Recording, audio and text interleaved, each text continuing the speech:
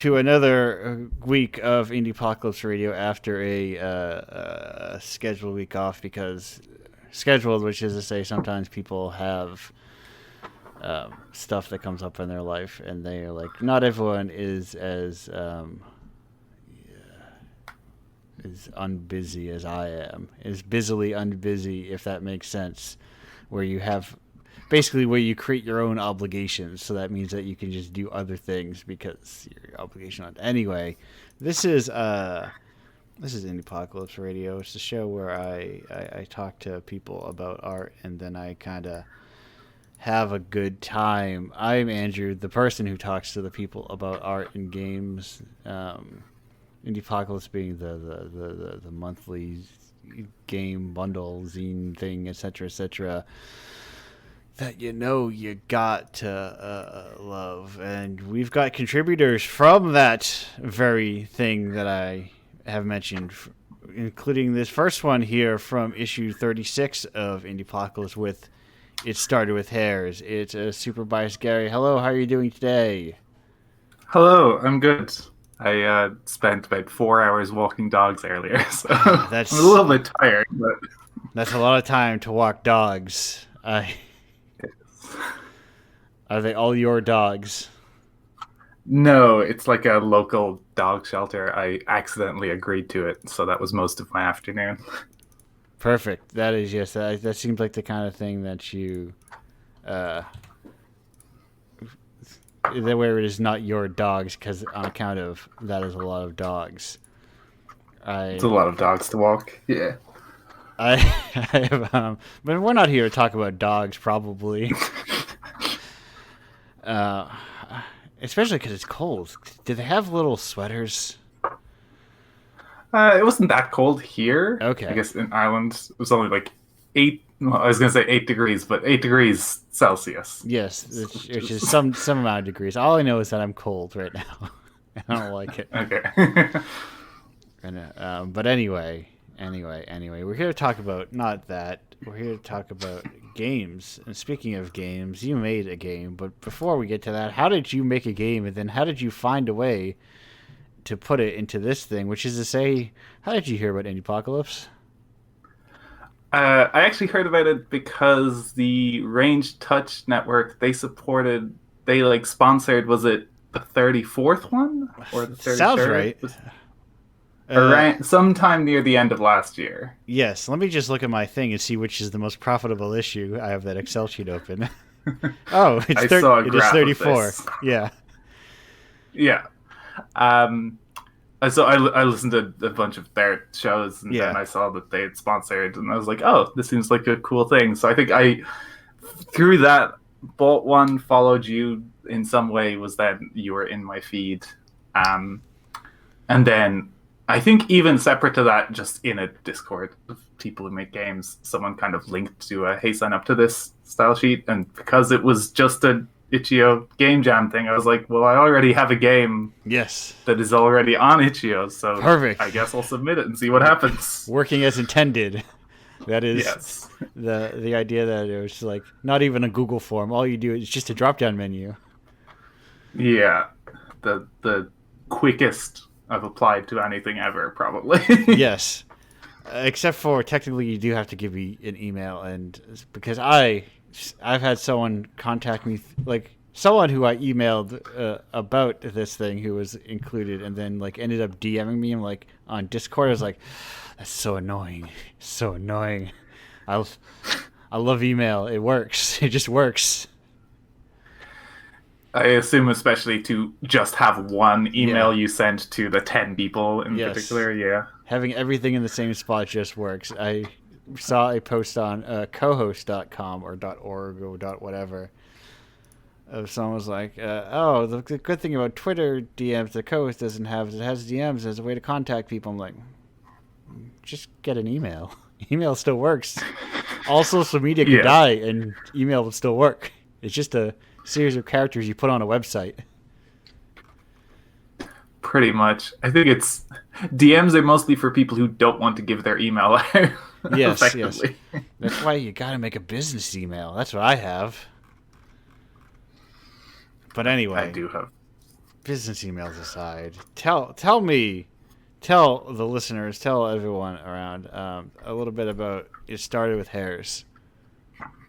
So it's a very short. I think it's probably 5 to 10 minutes, depending on how quickly you click through it. But Right. it's a visual novel, yeah, where mostly uh, I kind of just started writing it because of my own frustrations with my actual hairs. Yeah. Um, and so I just kind of wrote out a thing as like a really rough draft of like what could be a script for a visual novel. But the bigger reason I then actually wanted to do it and make it was because of the thing that so often happens is I'll figure out a gimmick of a thing I want to mess with in Yeah. a game engine and be like, oh, this could be fun. Because I made it in RenPy, the like Python-based visual novel engine, and I found out that RenPy has a thing that's supposed to be for, I think, primarily Japanese, but Yeah. other languages, you can use the thing called Ruby text to be like, oh, here's how you pronounce the word that's displayed beneath this. Yes, yes. And then I was like, oh, can I like mess up that formatting and break that? Could I just put anything I wanted in there? Could I just start having parallel tracks of text and start messing around with that? And I could. So I started having fun just seeing what I could do with that to kind of have a weird, like, sort of like subconscious slash subtext, I guess. And just kind of seeing like, oh, what does this work for? What's a good way to do this? Because the original thing I'd written out was just like a Google Doc, but I just kind of slammed it out, put in some spacing and stuff to kind of think about like, oh, this might impact better if done this way. And then when I like had the two parallel text things working, it was a lot of fun to then go, oh, okay, actually this thing where when it was just in a text document, I didn't really know how it worked, but now that I see how you literally interact with it, what if I instead did it this way? Right, right. You would have to like write it in it. You'd have to like do your text within a spreadsheet to actually like visually, yes, easily visually display that, or yeah, or use it aggressively. Use your tab key, which is just annoying in a word processor. Yes, but yeah. So it was. No, continue, please. Sorry, I was going to say, so like the kind of the translating it from, I threw out a rough draft of some stuff to like, oh, here's how I like display it on the screen. One of the things that I like about that a lot is it makes it feel more like tangible compared to, I don't know, I just typed some stuff in a document. I don't really know what I'm doing with it compared to, oh, okay, no, this like feels like it means something now that it's displayed and there's like a whole framework around it, I guess. Yeah, no, that makes double sense from the fact that I thought like when you were describing, oh, I took this thing meant for like wait, let's see if I remember. Is that furigana, the little tiny text? But anyway, I don't know. I don't know the names for. I believe that's the name of it. Meant for that, and you're like, what if I messed around with it and used it? It reminds me like, oh, what if I just stuck my guitar, it reminds you of like, you know, sticking instruments in through different like distortion things, or just like looking for weird feedback loops, or just messing with the medium. And then in the same way, not seeing what your work is before you're actually like playing with your instrument, so to speak. Yes, like it's like the beauty of like using different engines, where it's like purposefully having limiters is people say, oh, it's helpful because it helps scope and scale, but it also I think helps you like you did work within like, oh, I want to mess with the specific limitations of this this tool set that I have. Yeah, like when I have a toy, I both want to play with it and then also break it. Yes. To see if the breaking it like makes something that's actually fun or worthwhile. Right. It's how you get weird sounds, and you get people experimenting with like form and going like, oh, you can do anything. Books actually just don't actually have to just be sequences of text on a page. Yes. Books can go in any order. They can imagine the first time a a non-litigious, non-trademarked branching path book emerged. It's like, oh, oh, you can put books in any order, and it's like this. As simple as it sounds, there's a lot of like of joy to realizing that rules in art are meant to be broken. Yeah, I Yeah. guess it's slightly a tangent, but I think it's a fun example of No, this. that's where I'm. I think there's this is real, but maybe is apocryphal that Yeah. someone was once telling me about. One of those books where it's like you're on passage 22 and it says if you do this, go to 174 or go to 233, and it was called something like the Search for Shangri-La or some other style like Paradise like that. Yeah. And like the middle two, like near the middle, there were two pages that was like a spread of like, oh, Shangri-La, the place you're looking for or whatever. Yeah. But there's no actual way in the story, like the endings don't lead there, so those are like inaccessible pages, but they're put in the middle because you have to flick through constantly, so you will Yes. see them and they'll like stick out and you'll be like, god, I need to figure out the path to get there, but are never actually visible.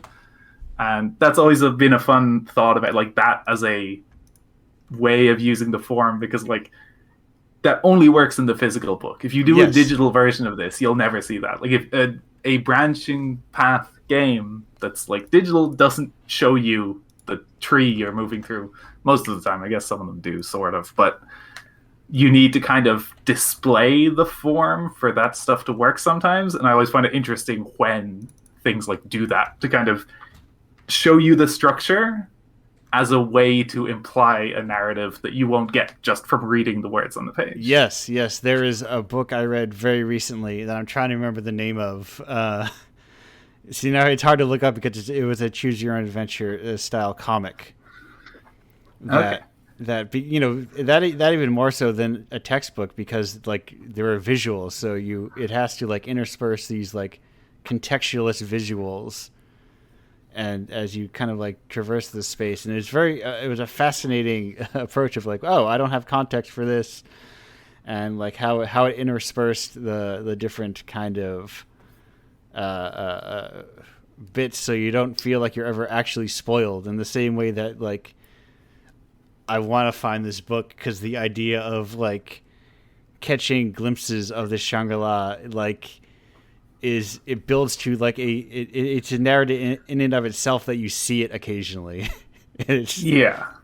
oh my god, I don't know how to find that book, but I love even if it's apocryphal and even if it's not real, even if the book itself is inaccessible and in a figment of imagination, I am fascinated with it. The concept, I guess, is real because of Yes. people telling this story at the very least. Right. Yeah. No. And that is important to it. It's like I love this idea of what's going on here. Oh, somebody went nutso on. I have a 15 little guys on top of my phone. So something happened, but I'm not going to look it up. Guys being symbols. I'm I'm a, I'm an Yes. I'm an I, aggressive symbol remover. So I was like, what are all these doing? But anyway, so games. So yeah, this is da, da, da. It is like it's a and in a lot of ways, I think cohesively speaking, this kind of alternative space because is like it's feeling more real now than it has before, and a lot of it is that computers are cheaper now, or or yes. or hand me down now. So it's like more accessible to like you don't need to own like an Apple II and the floppy drives and pay however much for like internet access and all these sorts of things. Though I do think that we need to bring back, much in the same way music is bringing back cassettes. I think we need to bring back like an affordable physical form for like, I guess CDs are really the affordable physical form for music, but But yeah, like I guess that's the funny thing about like digital game stuff is that it's in some ways feels very like garage kind of thrown together stuff, but Yeah. it's all entirely ephemeral because it's all just digital. You just download it, you pull it from a site, and like you're not like leafing through weird CD like cardboard sleeves of like what's this thing? I've never heard of this. I Right, guess I'll right. get it for like 50 cents and And check it it out. and it's harder to bring to like a local like fair or something because you like how do you set up a table of games like Yeah. besides just like oh here's some I mean I print them on postcards but I would love to just burn them on DVDs but optical drives are becoming rarer and rarer, you know. Yes, my laptop does not even have one. No, no, neither does mine. And it's like USBs, I don't know, they just don't have the right vibes, you know? You can't Yeah. you can't put good art on a USB stick. See, yeah, I guess that's the thing because you want the physical object should in itself be like part of it. Yeah. You can't just having like a well, it's a USB. You can copy the files off and then you'll use it to just give like your friend a movie later or something. Like it's just a storage device more than it is a format. Right. It doesn't look the same like all you can barely adorn it like you could. I am of an age where we had burned CDs were a way of life and those you could even adorn with your own little art which you can't really do with a USB stick that well. Yeah, there's not a lot of real estate for it. Yeah, and there's like it's why cassettes came back. It's why like records came back because people like the physicality and also records are huge and have gorgeous art on them usually. So there's a charm to it. I just think a lot about games and what they can do to be less like strictly kind of online because online does not benefit the little guy, you know, in the way it's like that weird double-edged sword of the little guy has the potential, but it's very easy to get drowned out by a lot of money. And it's kind of it's like a trade-off of online is ease of access like I was saying, I just had to click a couple buttons Yeah. to submit submit a game I already had up there. But then at the same time, like because it's easy access stuff, there's like however many games uploaded to itch every day that there's no real value of presence. Yeah. Like if you're rooting through a bin of like cardboard sleeves or like whatever of small games, there's only so many that will physically exist in that space. It's not like a seemingly infinite. You can search for whatever and you'll find like hundreds of results, if not more. Yeah, yeah. Even when I go to my local Barnes and Noble, and like for when I like I got that Criterion sale itch, and I'm like 50% off. They don't have the whole like 1,200 or whatever films there, so even that is like Yes. a limited selection that like curates what I'm gonna get that day. In a way, just through the sake of physical space and inventory. Yeah.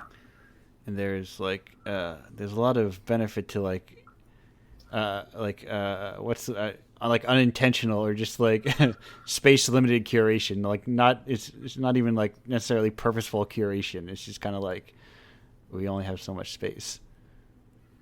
Yeah, it's kind of like a scarcity thing, not in the sense that you're like that there's barely any games, but there's like it removes the complete choice paralysis where it's just there's infinite games that you'll Yeah, never get through all of.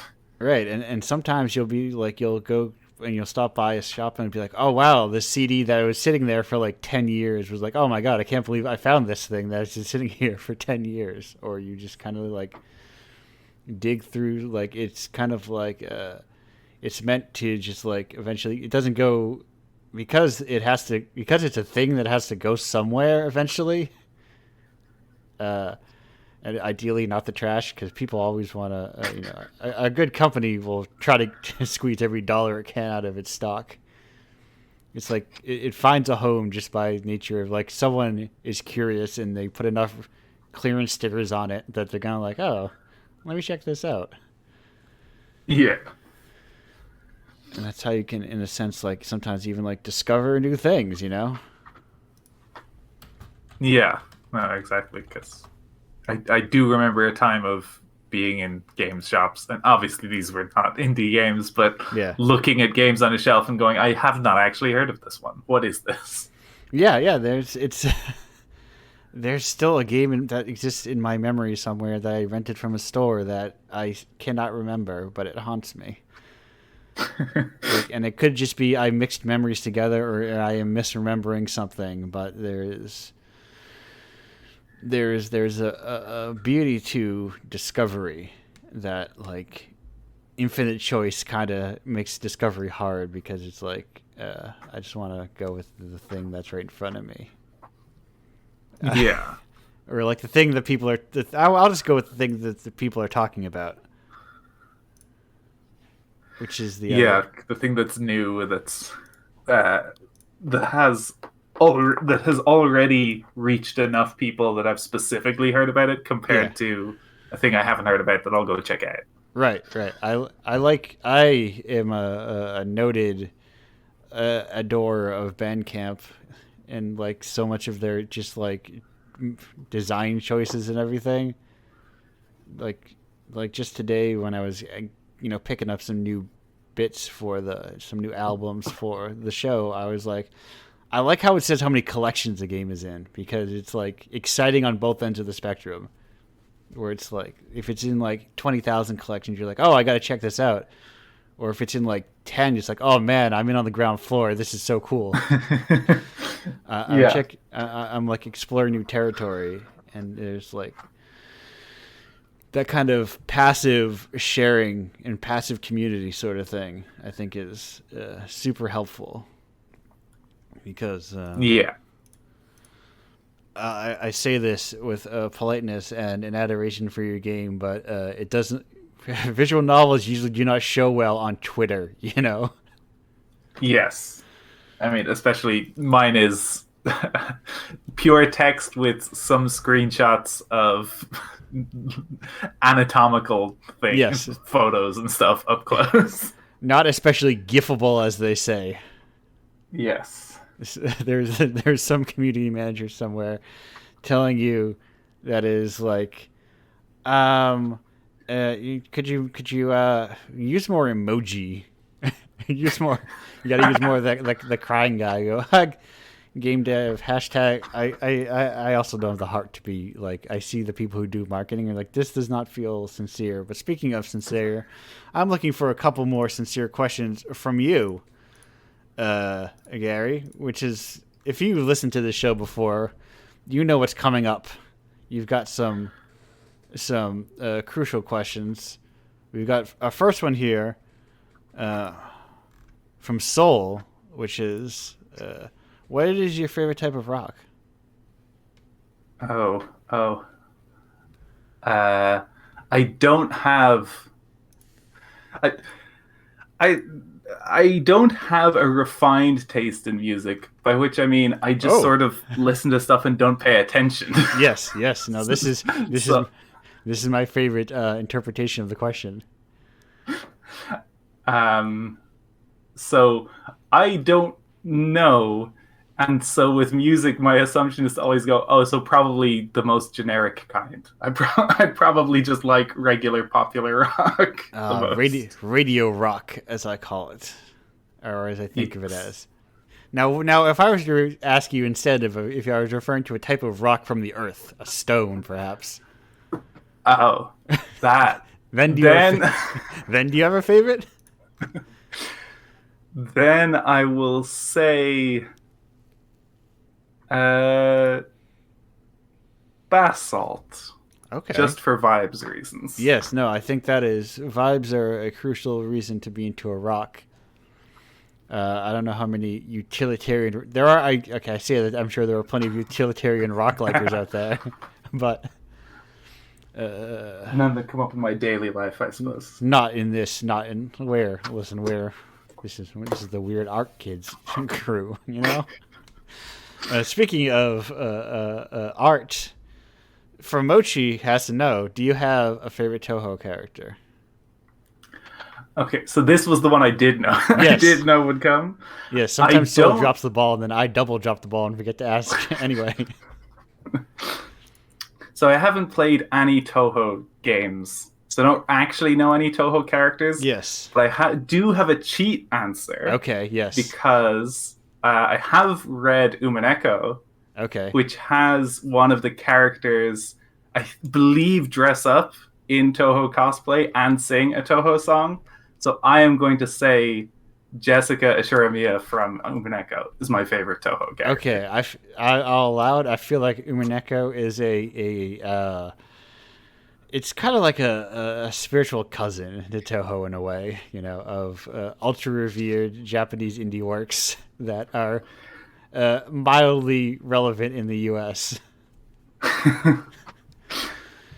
I imagine there's some connecting tissue given the whole sequence they dedicate to this odd shout out in the middle of the game. Yeah, it's, you know, Toho is easier for me to get into because it's like 30 minutes long.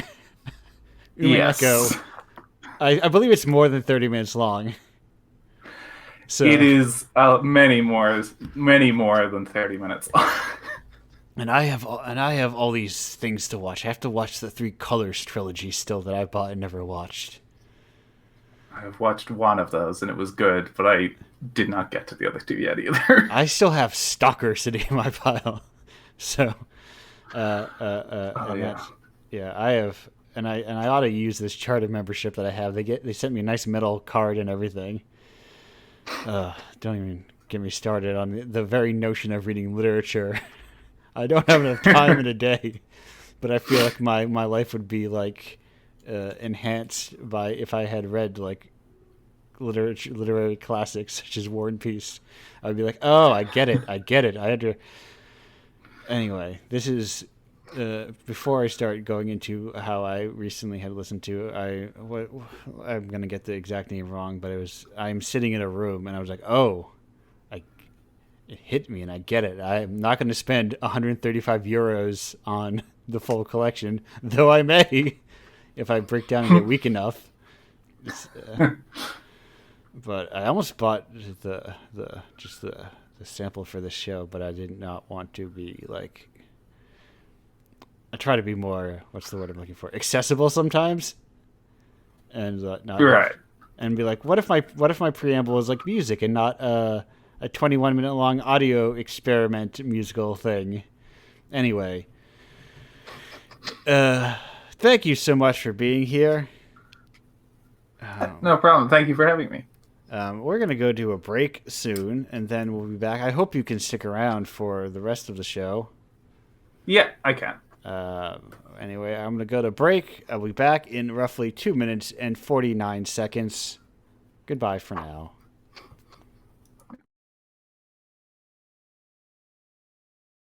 Hello and welcome back to Indiepocalypse Radio. That was, as the band said, Booty Dread by, I'm going to call it You Jerks, UJ3RK5. And despite, I get that album's released in like 2016, but it's from like a 86 recording, I think. Mm. They were like a post-punk new wave, whatever. Anyway. Mm-hmm. Yes, genres. I love genres. I love a genre. Let me tell you what. Who is this person here who loves a genre? Hello, genre lover. Hello. Hi, I'm Fang. Fang, who you may know from issue also 36 of Indiepocalypse with Ramiel. I don't really say it out loud too often, but Yes. Ramiel, I think, is the correct pronunciation. Yes. Yeah. I ran into that same problem. Like, that's a word I don't say out loud. Synesthesia, I do say out loud. Love to say it out loud.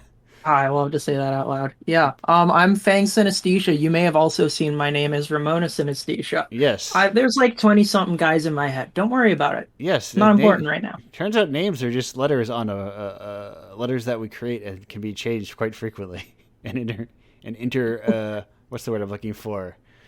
Interchanged, interspersed. Yes, interspersed, interchanged. Yes. It's like the beauty of humans is that we just made all this shit up. We made it incredibly up. And also, you don't have to even change them. You can just get more. Yeah, exactly. It's You like can just, you can collect them like Pokemon. yes, correct. That's why I was looking for interchange. That's the word I was looking for. You can interchange them. But speaking of interchange, and no, never mind. Speaking of No. Run it, cook. okay, speaking of interchange, Indiepocalypse is not a running collection of the same little friend group.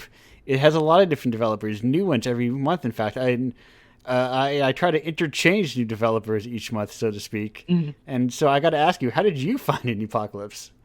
Well, I'm actually a sneaky little Indiepocalypse stowaway. I got on the Yes. trip a couple issues earlier by I did art for a game my partner made, Diphenhydramine. Yes, yes. Uh, I had and recognized your name as well. I was like, yeah, it, you followed me. I felt honored. I was like, "Oh, my little photoshops have been deemed worthy." yes, I tried to make it a point of work to follow everyone involved because even if I am barely online, I still like to. If I am occasionally during work, I'm like, maybe I should share this person's stuff. I appreciate it. I appreciate it. But But yeah, my partner found Indiepocalypse through I don't know how, I, but I, they submitted it. yeah, I believe Sorry, they you. told me at some point, and then I have forgotten since then. That's fine. But no, I did art for a game that they submitted, and it got accepted, and I thought I made a cool game. I'm submitting too. I got Yeah. waitlisted 1 month, and then I'm on the next. Yes, that's the beauty of the importance of the wait list. Mhm. Last episode's guest Muchi was submitted to I think issue 2, Mhm. and the wait list did not exist, so I did not encounter them again until I commissioned them for issue 37. So I found like, oh, there's an importance to that, so people go like, oh, okay, I'll just click that drop down menu button next month, and then I'll be like, okay, perfect. You just I'm glad there was a wait list because, would be very easy for me to forget to click that drop down menu button next month. I have a yeah, couple dissociative disorders. And speaking of dissociative disorders, yes. I made a video game. And it is very much. I think it's good to be like, no. It was just a matter of space that you were not involved. Mhm, mhm, No, it's not an issue of quality because that is mhm. not a thing you hear. That is not an email I've ever gotten from a submission that I provided. Yeah. It's always that generic kind of like, thank you all so much for your submissions. Fortunately, space is limited, etc., etc., etc., and all that. Mhm. And it's like, yeah, but did you actually hate it? Let's be honest. Would be crazy to get the submission rejection. Like, hey man, it sucked. I'm sorry, buddy. Yeah. I'm sorry. Like, there. I have issues with. There are some people who submit a lot, and I feel like there's like, you're close to something. Mhm. But it's weird to send an email if you're like, listen, none of the stuff you submit is going to get in, but you're so close to something that I feel like it could be like the next thing you make, you know? Yeah, like go on a little trip out into the woods, out into the mountains, and commune and Yeah. find something. Right. That's how I. That's how I wrote the opening passage to my game. Actually, it was out on Speaking a walk in the woods. speaking of that, tell me about this game.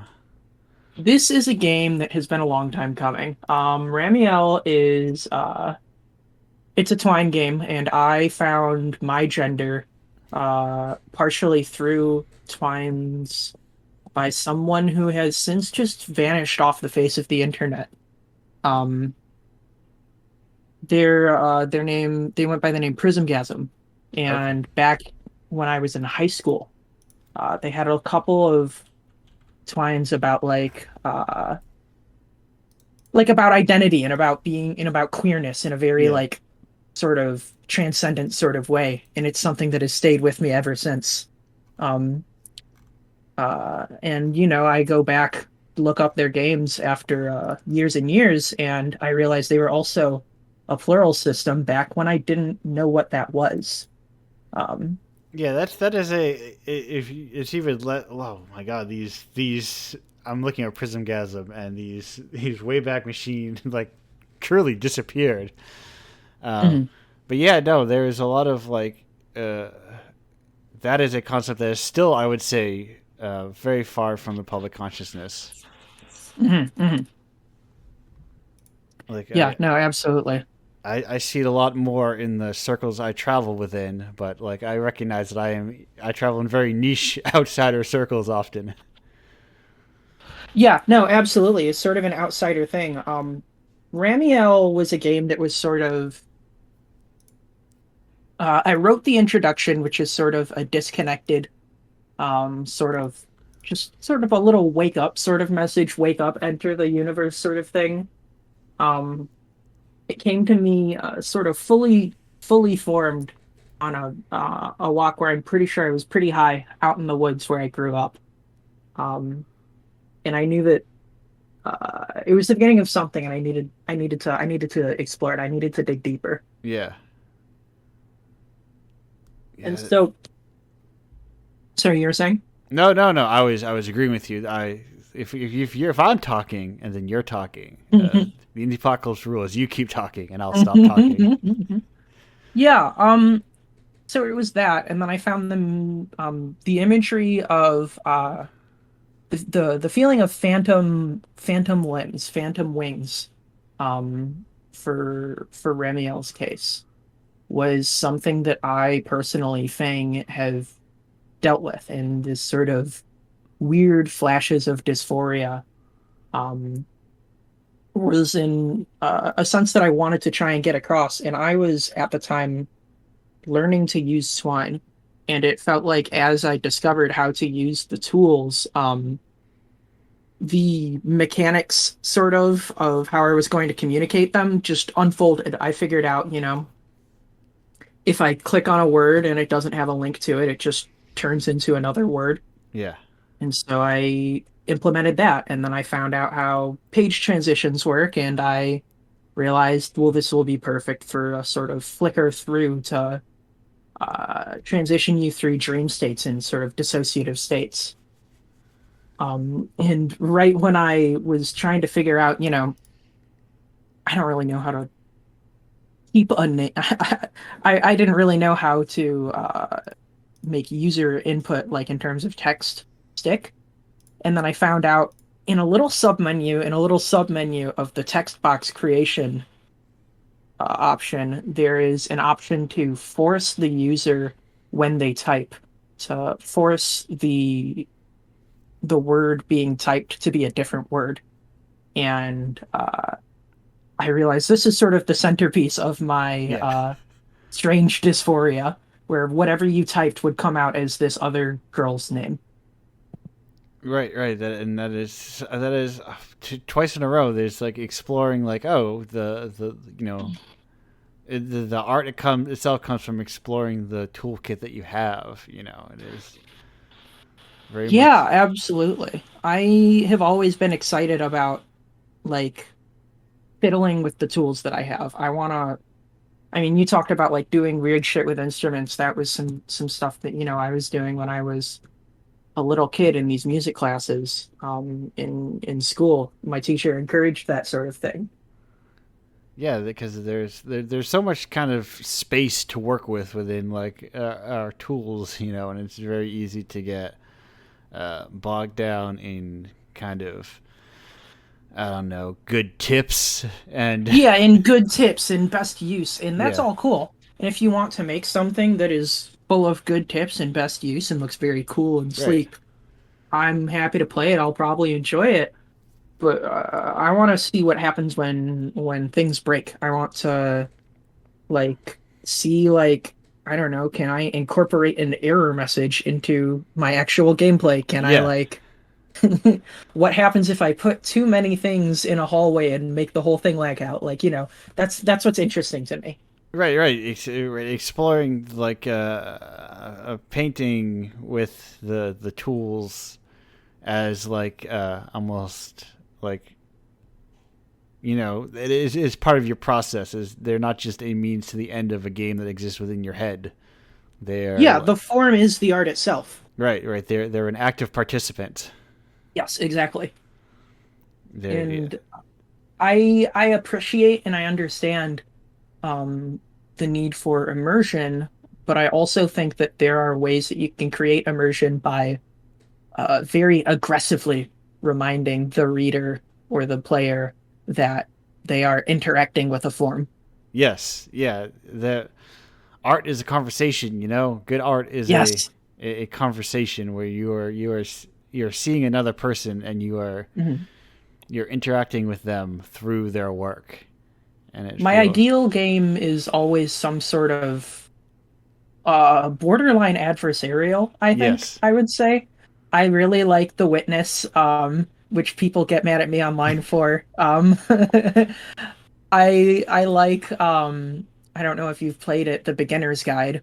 I have not. Um, No, it's a game that I can't really talk about for fear of spoiling it, but it's right. by the same creator of the Stanley Parable, um, which, that's the sort of caliber we're working with here. It was a game that once I finished it, I sort of had to sit there and stare at my reflection of myself in the computer screen and wonder if I was like genuinely a little fucked up for playing the game.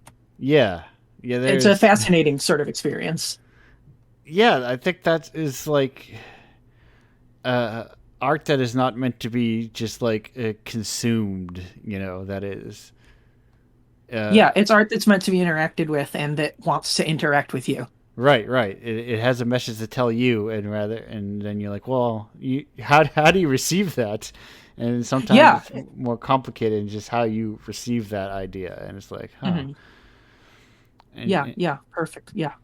and I think that's where games can feel more like you said, adversarial sometimes, because I think logic dictates that games are more generally meant to, like, good advice for games is they want to welcome the player in. Yes. They want to actually like feed them these drips of like Yeah, it's the satisfaction. Goombas and the blocks, and if you jump on the Goomba and you hit the block, everyone knows the Yeah. Goombas and the blocks. Oh, I don't know But that like, that little guy's he's scary. That first guy. I don't like him. I've He's hit that first guy more times than I would like to admit. he's But a I'm endlessly fascinated by games where you have to hit the first guy over and over, and it kind of sucks. What if I just talk to? Can I just talk to the first guy? Like, what's his deal?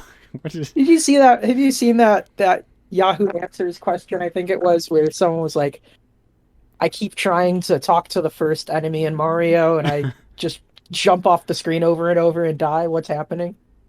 No, but I like its vibe, whether it's sincere or That's not. that's my ideal player. I think that's my ideal audience. There's a childlike joy there. Yeah, there's so much space within games also to like create your own thing. Like Yeah, that. absolutely. There's so much space to see yourself in games, Right. and that's what I like about games that sort of push you a little bit because you can there's plenty of I mean it is generally speaking, if you want to make a fun video game, best practice will be to welcome the player in, to create mechanics that make sense and like guide the player. But you can also make a video game that's just like 17 hours long, and then at the end of it it's like, hey, fuck you. Yeah. And That's there's a deep truth to that.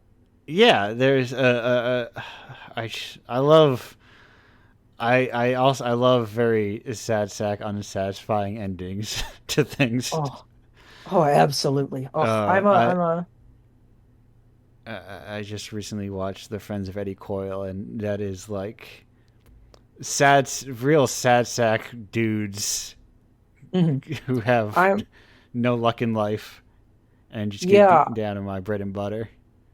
yeah. I have recently rewatched In Bruges and Seven Psychopaths Okay, yeah. with a couple of dear friends of mine. And Martin McDonagh also, the director of those two movies, I just realized was the same Martin McDonagh who wrote a play that's one of my favorite pieces of fiction. It's called The Pillow Man, and it's one of the darkest pieces of dark humor I have ever read. It's Okay. this it's this sort of story about a Brothers Grimm sort of type children's author um who is brought in by a vaguely fascist, vaguely dictatorial Eastern European government for questioning about the content of his stories, and it's just fucking bleak to the bones. And I'm so obsessed with this sort of idea of finding the humor in death, I guess. Yeah. There's always a joke to be found, or always a twist to make, no matter the format, and that's the shit that gets me going. Yeah, there's it's like I said, we make up we humans think too much, you know. We Humans think too much. I agree. I'm thinking all the time, and I would love to think less. we think so much about everything, and it's like truly our cursed existence is that we have the ability to think so much about everything all the time, Hmm. Hmm. and then we make art about those things, and then we to be like, no, listen, I have this stuff in my head. I need to let other people know about this stuff in my head, so I'm going to make art that tries to get that out of my head. That's sort of what all of our art is about at the end of Yeah. the day. Is it's a fusion of autism and synesthesia and a laundry list of other mental issues that make it very hard to communicate with words what we are feeling and experiencing. So we have to sort of claw these single moments and single scenes out of our head and put them to paper with things like the Photoshop work we do Right. for the zine, or like for Ramiel, which is a very short, focused sort of experience on exploring a couple of interlinking feelings. Yes, no, I love when people provide zine pages of their own because it's like another like extra bonus game on top of it all. Like there's like and even Yeah. and even the way some people like I've seen a lot of very abstract like postmortems because I've started Mhm. using those and even those are like these abstract expressions sometimes. Yeah, my zine page was really fun Yes, because are you able to pull that up? Is that something we can I do? can pull it Is up. that I can Yeah. pull it up. We So live in the internet. I can do whatever I want. It's my yeah, I'm OBS. gonna it's my OBS and I get to choose the scene. Um Oh, wait a minute. Maybe I can't. No, I know how to. Let me figure it out. I know how to do it. Okay, I got it. I thought mhm. about it. I figured it out. Here, and can I also send you a an image over Discord Yes, you can real do quick? that. All right, here. I'm sending you this because I want to show you. I want to give you a little peek into the process. Yes. So let I've got me. that. I've got sent in our Discord chat. I have to make a. Do I have a little? I don't. My So my twisted.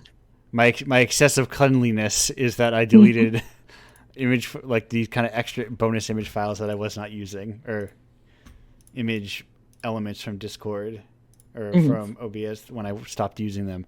Thank God it wasn't a JFIF. Mhm. I've been cursed by too many JFIFs from Discord, and I have to. They think I can't There's too just. many image files. Yeah, they can't, and they think they're being clever that I can't just type in dot JPG at the end of it and turn into a JPEG.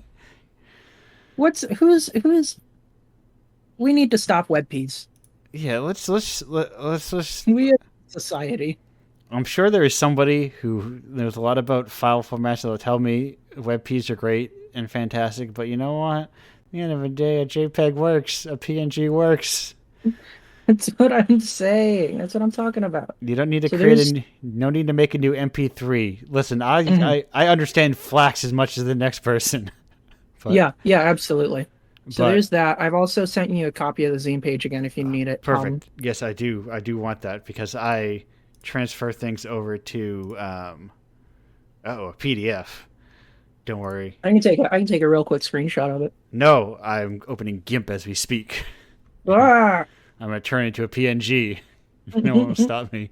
What a Anyway, yes, goofy it is up little. here now, or So the first image. we'll talk about what's on the screen now. Yeah, This is a picture of I like to work a lot with I like to write and draw elements on screen or on paper for my collage work because based on the Photoshop tools that I use, it's really easy to get dark text on the light backgrounds just hanging in midair.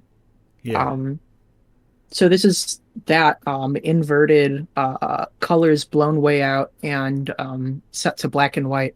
So it would appear like glowing text in midair on the back of on my zine page. Oh, And speaking of it, it's almost ready. it's almost ready. I said it's got to import, and then I had a weird experience recently where Mhm. I wanted to get it like I wanted to blow up a image file, and I was like, it Mhm. looks really good when I zoom in on GIMP, but when I increase the file size, it looked like it like it's the whole nearest pixel, whatever, like it's scaling screws it up. Mhm. But I was like, what if I just take a screenshot of the Yeah. zoomed in image? And I was like, it feels like it shouldn't work. It feels like I It feels like uncovered cheating. right. It feels like I uncovered some sort of dark art. Like It feels like hopping the subway toll. yeah, like Men in Black were getting kicked down my door because I'd flown too close to the sun, and they're like, no, Yeah. you cannot see. Okay, so now we've got the zine page itself up. All right. So,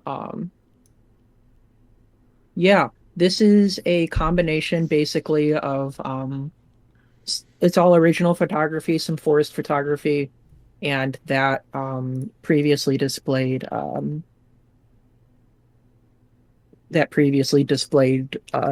journal entry Yeah, basically. And this is sort of the other element of the synesthesia art that we mentioned earlier, talking about how we sort of need to claw single images and scenes out of our brain.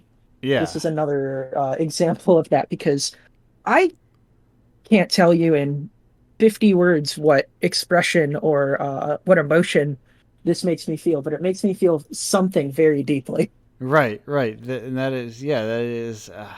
It's the thing that works about art. You know, it's hard to put things in words, but art can make ideas almost. Also, we made a bunch of different languages, Oh yeah, I'm and very anti-words in a lot of yeah, ways. but art kind of works against that. You know, art can be like, hey, all those languages, forget about them. Hmm. Hmm. We're going back to painting animals on caves. I would I would kill it in cave painting animals. I would make them very silly and people would think I'm very funny. Yeah, I. Do you think there? I mean, there had to be, right? There had to be cave painting humorists, right? They had to be like a Gary Larson for like stick figure fighting a Yes. bull. Does there exist in some long destroyed, long weathered away cave mammoth tools? Do you think they had lost back in the Cretaceous period? They had. Yeah, that's the thing, though. Of course, why wouldn't they have in jokes? You know, Yeah, humans yeah, after all. absolutely.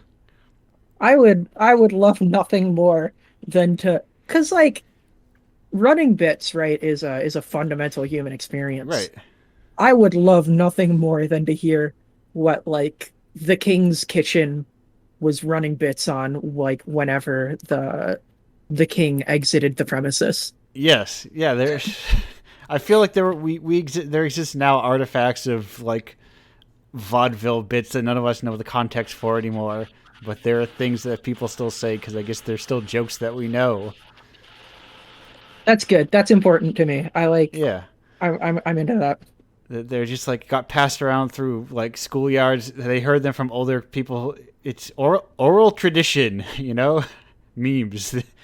They're just Big oral tradition enjoyer. they're just truly reconditioned oral tradition. I remember someone I was having lunch with someone very seriously. We're talking about like, oh, memes are just like a new expression of language that existed forever, and it's just a No, they absolutely are. It's, me- memes are that it's Star Trek episode.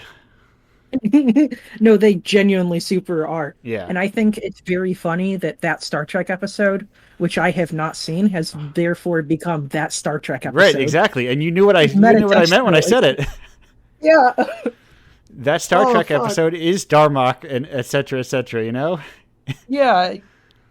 Darmok steps outside or whatever. Darmok and Jaladat. No, is it? No, now see. Now I'm wondering if I'm confusing it with the ending speech of Blade Runner.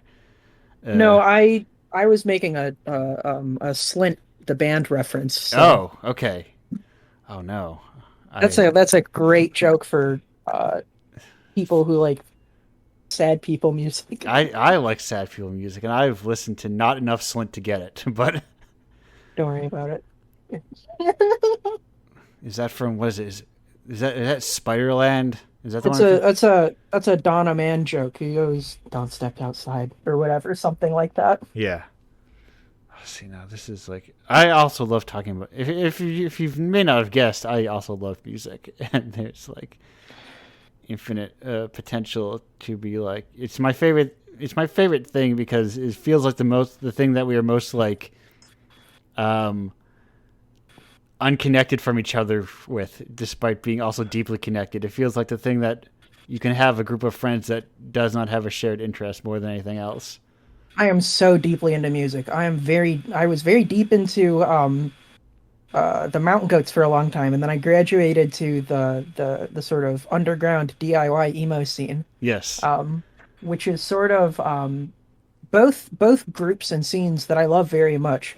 But I definitely was stepping out of the frying pan and into the fire in terms of people being insufferable on the internet about them. That is. There's a fine line, I think, that where I think we need a certain degree of insufferability, Mhm. Oh yeah, absolutely. because I think it If I helps. can be insufferable for a moment, I actually Yeah. made a couple of these Photoshop collages for on commission for a split between Weather Day and Oolong and Camp Trash, who are some very cool bands. Why did I type "weather day" as if that into the internet as if that was just going to turn into music? Uh, Weather Day is great. I if I can use Yeah. this opportunity to say everyone listen to Weather Day, what do you I'm think gonna do I'm that. in the process of? Wait a minute.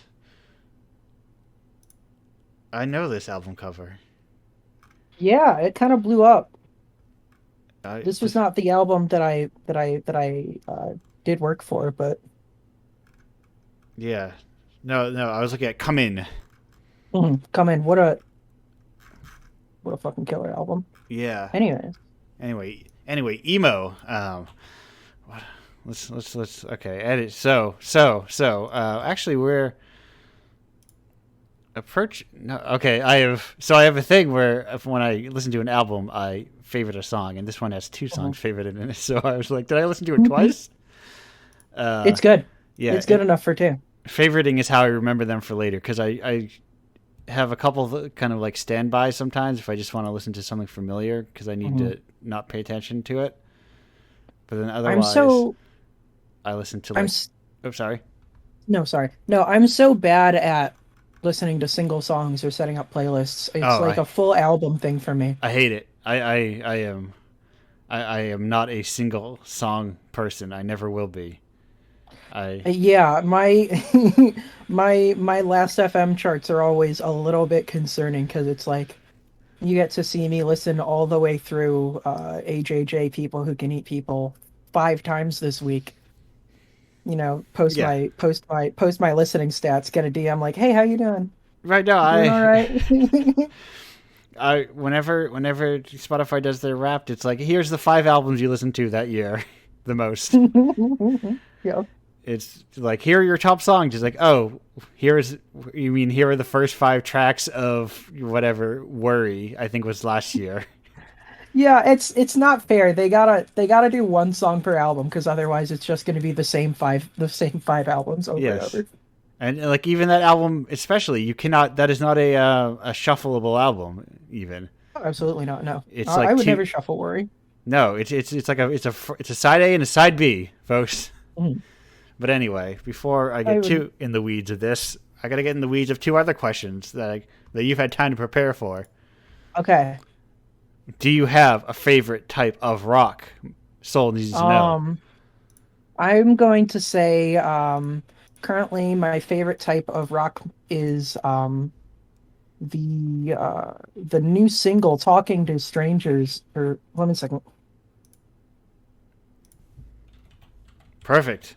Are we talking to Sorry, strangers? Was that the band, the the song? the the hit. Sorry, no, it's the hit new single "Talk to Strangers" by local Toledo legends Equipment, power pop emo group. Single out now. Talk to Strangers. More singles coming out on Monday. One of my favorite groups right now puts on just a absurd live show. I've been to. No, I see. A little bit I see on Twitter is a lot of equipment posting from you. I'm equipment posting a lot. I like to hype up my favorite bands, and they're Yeah. from where I'm from, and so that's exciting. And I get to go to their shows, and I get to get bruised up a little bit at their shows. It's great. No. But if we're talking Stones, I Yes, might we're say talking Stones. Yes. I might say Obsidian. Oh, nice. Yeah, I love local scenes in the way that like especially that exists within music. You know, Mhm. it's such a pleasure. I remember like because it's how you see stuff that you would never. Yeah, absolutely. You show up to one show and you see Yeah. like, wait a second, these guys are fucking killing it. Who the hell are these Right. guys? Exactly. That's Buy how. buy their shirt, get in their album. That was me seeing Cindy Gish in front of a Mitski concert. Oh, I was like, who is this? Wait a what minute. a good bill. What a bill. Yeah, I was like, who is this? Wait a minute. This, I'm seeing, yeah. yeah, it rules. It rules. And then you get like, and because I don't know, she's local-ish. That's how Mm. I saw like Funeral Cone, which is like I think that was like a Providence punk band. It was cool. Ooh, okay, okay. Anyway, local bands. You Look, said funeral cone? Funeral Cone, yeah, I believe their name Okay, was. made a note. It's Anyways, also here's another. yeah. Sorry, you were saying.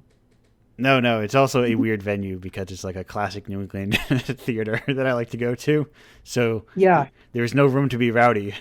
It's all Mhm. seats, which I love a good weird venue. Did you see the footage of that hardcore show no, in the parking lot of a Sonic drive-in?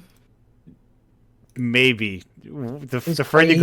further you got on that sentence, the more familiar it sounded. Yeah, they were playing a show in the parking lot of a Sonic drive-in. It was insane. Music, what a treat. What a treat. Love it. It's a real special thing. Hmm. And I heard Anyway, there's another question. the other question is Toho. I gotta ask you, do you have a I favorite character? gotta. Yes, I do have a favorite character. Yes. Growing up, I on the internet, I was a young preteen, tweenager perhaps, and I had a lot of weird gender feelings I didn't understand. Um, and I saw this weird little girl who had like these weird little angel wings. They were crystals, and I was like, Yeah. "Damn, that's cool as hell." And I think it was first I only saw her in black and white because I looked at a Flipnote reanimation of Bad Apple on my Nintendo DSi, Okay. and then Yeah. I looked up Bad Apple on YouTube, and I was like, "She's cool. I like her wings. She's my favorite now." And I've never played a Toho game, and I don't know a whole lot about what they do, but I do like Flandre. That is I think that is the beauty of like Toho conceptually. It's a lot of really strong designs. Oh, it's beautiful. It's like there's a strong tradition of just like characters that look good. Like Yes. for a couple series, like for Toho, My favorite characters that look good series is King of Fighters. Do you have a favorite King of Fighters character? Do I have one? Oh my god! Do I have one favorite King of Fighters character? Um. Who's the guy who's got the weird leg that he sticks out and he puts his arms through the floor. I know Something what you're talking about. I have something no long, idea I what his. think. Yeah, yeah, yeah. For me, it's Ash Crimson. Okay. Absurd amounts of gender going on there. Yes, yes. There's a bit of that in KOF in general. Oh, Dulon is who I was talking about. Duolon. Yeah, Duo Long. Okay. What a treat. Yeah. There's KOF. Yes. That Duo Long rules. Yeah. yes, so much good designs. Like truly, like KOF was like There's so many boyfriends in those video games. So many of them are my boyfriend. And it's the beautiful culmination of like here are decades and decades of people working in 2D art. Yeah, absolutely. Here are decades of people being given the license to go absolutely hard and draw up some of just the cleanest fits known to man. Yeah, if KOF was it 13 or 12? What was the last one that had 2D art in it? I was 13. Yeah, 13 feels like here is the last like 2D art. We love you so much. Here's a final farewell. It was beautiful too. 2D art.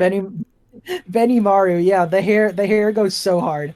Any fighting game character with the big hair and the crop top is allowed to come to my party. Yeah, listen, KOF is the king of the crop top. Even if they're wearing shirts underneath, there's a lot of half jackets in KOF. Yeah, if anyone knows Rock Lee's phone number or Twitter app, please let me know. Anyway, KOF, man, Rock Howard, not Rock Lee. Rock Howard. Sorry. Right?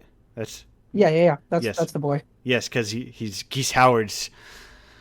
Anyway, he's Geese Howard's twink son. Yes, like any good fighting game boss should have. But before we go to break and talk too much about KOF, I think everyone should spend some time, carve out like an hour. What year was it? What year of Evo was it? Someone help me. The year of Evo that has that KOF that is like the peak. I'm forgetting all their names now. Cafe Mad. Cafe. Yes, it was Mad versus. Yeah. Was it Mad versus Chris? What was it? Was it Evo 2014? I'll know because it will have the little barrier that I remember. Anyway, we'll go to break while I look this up instead of making people listen to me do this. Fang, thank you for being here. I hope you'll stick around. Thank you for having me. Mad me. versus Bala, that's it. Yes, Mad versus Bala, Evo 2012. It's I go back and watch it every couple of years or so. It's like I'll go check that out. I haven't seen this set, and I'm always looking to watch some clean top 8s. Yes, there it is. The T-shirt between the buttons. His T-shirt on his fighting stick. Is like his fighting stick setup. It is like, damn, fighting games peaked, you know? Fighting games are so good. Fighting games peaked when Tokido pulled out the ruler. Oh, fighting games never stop peaking. That's the secret of fighting games, is like, they truly never stop. Okay, I'm going to go on a break before I start. We'll be back very soon, and we'll probably start talking about fighting games. But all right. In the meantime, here's some loud punk music. We'll be right back. I could probably commentate Pokemon Unite though. Hello and welcome back to Indiepocalypse Radio. That was Soul Glow with quietly open parentheses end parentheses do the right thing. Soul Glow fucking rules. What was that? Soul Glow rules. That's yes. Occasionally, like, I'll flip through my Bandcamp wish list of stuff that I like, and I will be like, I gotta buy this now. And Songs to Eat the Sun is a name that kept jumping out at me constantly until I eventually yeah, okay, this is the week. Because, hey, I support your local scene. All the music you see on here is music that I bought and own and purchased through Bandcamp. I don't pirate radio in the sense that I don't ask permission to play it, but not pirate in the sense that I pay for it all. But hello, welcome back. We're all here now. This is the group session. Hello. Hello. Gary is back from the guest zone. But no, I gotta turn this off. I have this on the side screen of this KOF match, and you can it's real good because the highest resolution is 360p. You're like, the lower the resolution, the higher the damage. Oh my god, yes. It's true. It's a true classic if it has. That's why that Evo moment is only available recorded off a screen over some guy's shoulder. Yeah, if it was in 1080p, it wouldn't have killed. No, it's the crowd. It's the hype of the crowd. It's the swings of it. You can. We were talking in the break zone about fighting games, but you can understand. You can see the momentum change. Well, I was undoing the guest shackles that were placed on Gary. Yes. But you were talking about fighting games. How did you like the shackles? I thought that they were a little uncomfortable and honestly, not to be a hater, but a little dated, a little 2017. Well, they weren't too bad, but I accidentally put them on my legs instead of my arms, so I think that made them even tighter than they were supposed to be. Yeah, oh no, that's a super common mistake. Leg shackles and arm shackles look very similar in guest segments. Folks, if you buy Indiepocalypse, I can afford some new shackles, but right now, we just don't. I don't have shackles on the budget, I don't have the shekels for shackles, as they say. Yeah. That's interesting. I was actually going to buy some shackles with my payout, but yeah, that nice. There was a nice payout that went to 3 or 4 different issues last night. It was a nice little payout. It happens sometimes. Sometimes you get it's nice to see that Indiepocalypse is it's a 20, but it's a soft 60 now. Through Patreon expected sales. So it's I can't say that you get 60 for being in there, but you kind of get 60 for being in there. Yeah. I'm using my Indiepocalypse money to purchase a Gundam from my friend. Don't say that. I've been seeing Gundam posting. I was like, I've been Gundam posting a little bit. I was like, what if I bought a Gundam and I built it? I try to get it. I've been trying to stick on your shoulder. It is. It's a little Hero Yui being buy a Gundam. Buy a Gundam. Except instead of an invitation to my birthday party, he has my money. He's ripping it up and throwing it away. I was about to make the birthday party joke. You beat me to it. I've seen the thing that. Yes. I was going to say, the only thing that manages to keep me back from buying Gundam stuff to make is I'm I don't know where I'd put it. Yes. I'd put it together and then immediately be now what do I do with it? Precisely. I have one spot on a bookshelf for a small 3D printed skeleton jelly, and I don't know how he has no room for Gundams. Let me tell you what, I don't have anywhere to put these either, but I like putting them together, so I'm going to keep doing it. I also recently bought another bookshelf that it has empty on top now. That's Gundam storage. That's Gundam storage. Gunpla. Get yourself some nippers and get yourself some sanders and. Oh my God, I'm so close. Put on. I watched. That's how I watched all of Andor. Was I worked very slowly and methodically on my Gundam with Andor on in the background, and for the time I was working, I had no mental illness from when I picked up the tools to when I put it down. I was neurotypical. I've been also trying to get more into what I think of as completable tasks, avoiding infinite games or just things that just don't have a clear end. I got Vampire Survivors on my phone. What a mistake. Yes, that is exactly the sort of thing that I played it for 4 hours and I uninstalled it. That's enough of that for me. Oh, but I want to get all the achievements. I don't need all these achievements. I freed my body is cleansed from achievements. This temple is a sanctity. As someone who also enjoys playing like competitive games sometimes, which are just they're infinite because you just keep re-queuing and playing more games. Yeah, absolutely. I could queue up. I used to spend a whole lot of time queuing up in Pokemon Unite, and Yeah, then one day I didn't log in, and I never logged back in. yeah, that was like me cursing Magic the Gathering back into existence. Of this game, that game. Because anyway, a I friend. started I playing. I started playing Magic the Gathering back during like 2008, 2009, Yeah, like Alara block, Shadow around Shadowmoor, Alara around yeah. there. And I stopped playing for a while after a couple years. I come back, I download Magic Arena, I queue up into unranked. Some dude entered the dungeon. What the fuck do you mean he entered Oh, the dungeon? that What am I playing? it's such a. That's why it's such a beautiful game because you're just 20 years of bullshit. I have to. I come back after 10 years, 15 years, and I found out there's a guy in the dungeon. Someone has initiative. I'm the monarch, and also there's a fucked up little monkey that's ruining multiple formats. I think. It's the beautiful game. I think is what they call it. There, see. This is Absolutely. me. This is me playing Yu-Gi-Oh! The physical card game when it was just the original game, and Yeah. then Oh, what's the name of it? It's Master Duelist or whatever, the phone game that yeah, came out yeah. last year. Opening that and being like, wait, what's synchro summoning? What is this? yeah. I played. Sorry, go ahead. I was gonna say Yu-Gi-Oh feels like it is the anime fighters of card games where it's all one touch gameplay. Everyone's a combo player. Yeah, Yes.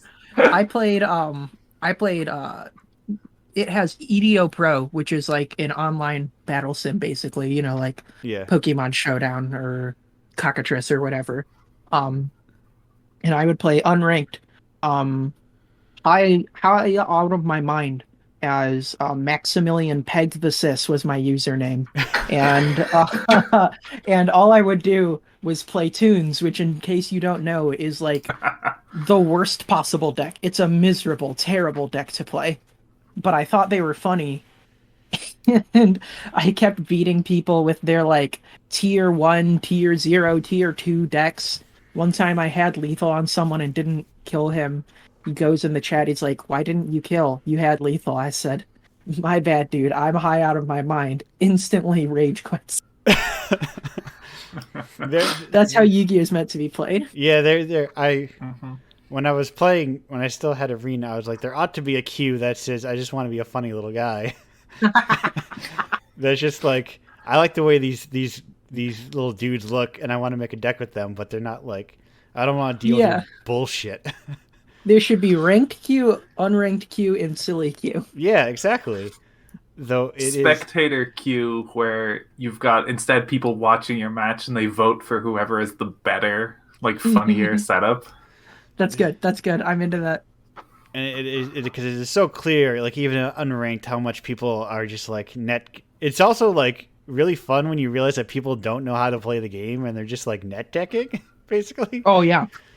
And you're like, wow, people are actually really bad at this game. They just know someone else. They're just borrowing someone else's good work.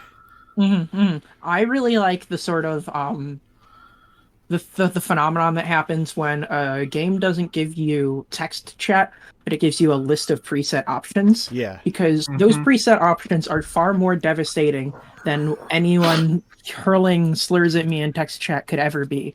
If someone says something mean to me and they type it out themselves, I can deal with that. But if I make the worst move of my life, die instantly, and then they hit me with a question mark emote, I'm devastated. Oh, I the nice play right after a real bad play. Oh, it's yep. Or it's your turn. There is in Pokemon Unite, there was a lot of like thank you or just thumbs up that you could spam, and brutal. it's the digital equivalent of a friend who would always be like, "Can I check your graveyard? Can I check your graveyard?" Is it my turn yet? Treat as a mild specificity tangent. There's a card in Magic called Phyrexian Obliterator, which is one of my absolute favorite cards because it costs 4 black and it destroys when someone damages it, they sacrifice things for how much damage they dealt to it, and a dude snapcasts like 8 damage on top of it, and then like hovered over it, and then his entire board disappeared. And I'm like, people don't know how to play this game, and it's very funny. It's really good. I definitely had a couple of those moments where I would like play in Yu-Gi-Oh! I would like play like I was meant to play Toon Kingdom and then play whatever it is that secures your field cards. Yeah. But I played whatever it is that secures your field cards first, and then I couldn't attack with any of my shit, and I instantly forfeited. It's like, I gotta go. I'm sorry. I've made a mistake here. Yeah. I'll see myself out. Thank you. There's just playing with people is fun, you know? Yeah, I love competitive games. I like weird decks. I like off meta decks, but I like more than anything, I like the hateful on meta decks. I like the decks that are like the Jigglypuff of card games, where it's slow and it's grindy and it's miserable and it's a fight to the death mentally. Yes, I'm so fascinated by what happens when games make people break. Right. When someone like does their combo deck, and I'm like, no, I didn't die, so you got to grind it out with me now. And I love to grind. I'm fascinated endlessly by slow play. I like because there's sort of a social contract in fighting games a lot of the time, because in competitive games generally people want to go in, press their buttons, have their fun, right? Right. But some people just get infinite joy from preventing other people from running their game. And that is what fascinates me, because then in the absence of that sort of agreed upon unspoken social contract, you get to push people to their limits and see what they become when they are pushed. And that fascinates me endlessly. Like, do they keep their calm? Do they get mad? Do they go in? Do they like actively like, what do you do when everything falls apart around you? Yeah, it's why I tried the Marvel card game, and it just did not, like, it was like neat conceptually in like this poker bluffing game, but it didn't feel like I was connecting with an opponent. Interesting. Yeah, I don't know a whole lot about that game. It's fine. It's fine. Marvel, it's fine. Yeah, it's fine. That's my strong feeling towards Marvel. It's fine. Is the greatest curse to modern cinema is blockbuster becoming fine.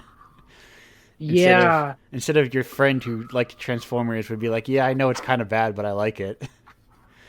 Do you ever think about how Joss Whedon has destroyed our society in some ways? Oh yeah, absolutely. Yeah. I sometimes I think about, like, I trace the steps backwards, and I find Joss Whedon at the center of it, and I can't finish this sentence on Twitch. Yes. I can't get banned on Twitch.tv. I need to be here. It's my. I think I've made $3.60 through Twitch so far. I wouldn't do that to your poor account. I wouldn't. No. I would have to get another account, and then indiepocalypse.com/radio would just redirect to it, and no one would ever know the difference. I'm gonna get you banned on Twitch.television. I'm gonna say, like. But anyway. Gary, what do you feel about fighting games and competitive games? We've been kind of bogarting the mics here a lot with. I was a little bit quieter just because I've never gotten into competitive games where like I have to try too much. Yes. Because my thought during all of that was I was remembering fondly the days of Team Fortress 2 where you just be dumped into the middle of a game, and you Yes. might be on the team that's already losing and only has about 5 minutes left at most, and you're like, all right, see what Yeah. I can do in the 5 minutes I got. That's something I that's gotten so lost with matchmaking.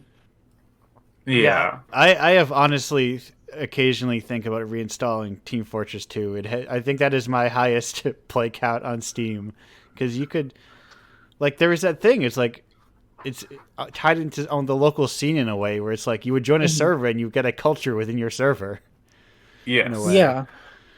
They added matchmaking to TF2 though, Why even bother because they then? were they were No, making they were like, oh, we need to be Overwatch now. It's like, no, Overwatch was copying you. What are you doing? And also, Overwatch stopped being Overwatch very quickly and became Overwatch parentheses negative Yeah, Overwatch that's parentheses instead also. of esports. Oh. Yeah, what a game, what it could have been. right, right. It's just I wonder if it's that just shows the arc of like I don't know, profitable, or perceived profitable games. You know, Mhm. like I've always wondered, and I haven't seen it yet, but I have like, has anyone made a battle royale that is actually like inspired by battle royale? That is like, I have a machine gun, and someone's like, I have binoculars. Yeah, I mean, I feel like PlayerUnknown's Battlegrounds was a little closer to that, and I feel like Right. there's like I don't know, one of those games that has zombies in it, like Daisy or something like that, is something like that. I think? Question mark. I feel like you're missing the cruelty of battle royale. You know, Yeah, yeah. the I'm There should unfairness. be It needs to only feel one sniper unfair. rifle on the map. Right. I'm fascinated conceptually by the idea of a grueling, miserable battle royale. The sort of game where it's like, like kind of like Rust rules almost, where like if you log off, you're just still Right. in the place where you were, and this happens over real time. And maybe you just didn't log on and you were in the red zone and you died. Fascinating to me. Yeah, this it's also the red zones. All these things are just like very weird concessions that like exist forward forever. It's like and become genre conventions for no particular reason, but it's just Mhm. like Well, I mean, they had the yeah, in Battle Royale. I need to see that movie again. I need to watch Battle Royale again. it's cool. It's bold take, but Power is a cool movie. Bold take here. Bold take here on Indiepocalypse. Yeah, I often make a Cinema lot might of be we good. make a lot of bold takes about films here. It's the secret is more that I just don't watch things that I don't like. That's true. That's the thing. I feel like either I like everything I watch or I just know what I like and then I watch it. Right. I think that I kind of have a sense of my taste, and I kind of know going into. I very rarely go into something and like kind of dislike it Mhm. because I And never like have to. if it's that bad, why would I keep doing it? Right. Right. Or it's usually like if it's like I mean the worst things are things that are uninteresting. Yeah. Yeah. There. I mean But those are the things I put on while I'm working and then not really watching them anyway. yeah. Mhm. There is like I was thinking about like there is a type of movie that is truly enjoyable with friends, but God, I could never watch that by myself. Oh And yeah, absolutely. there's kind of like this kind of like oh wait, that is how you participate with movies. Like I mean Yeah. so, and some of it's even more rigid in a way, where it's like you get something like Rocky Horror that has like participatory Rules rules and almost. yeah. Or like The Room. Yeah, Yeah. I went to a showing of The Room. They handed out spoons at the door. Yeah, same. No, yeah. There is. I've talked about it on the show before, but there is a Providence, Rhode Island specific show that doesn't have participation, but it is an old. Oh, I forget the name of the movie again. mhm. It's some old like Lovecraftian adaptation, Mhm, but mhm. starring one of the guys that David Lynch likes. That Uh, rules. but it's like they play a film that is like falling apart, and Mhm, there's a live band that does like extremely psychedelic renditions of like the film soundtrack during the movie, mhm, mhm. and it rules. And it's like That's awesome. it's kind of the only way to watch that movie, and Mhm. and it's in a sense that is literally the only way you can watch a movie like that. Is Yeah, also, absolutely. and there's like something for like someone watching that film on Blu-ray will not get that same experience of like Yeah. of fucked up negatives and those kind of Yeah, things. definitely. Definitely.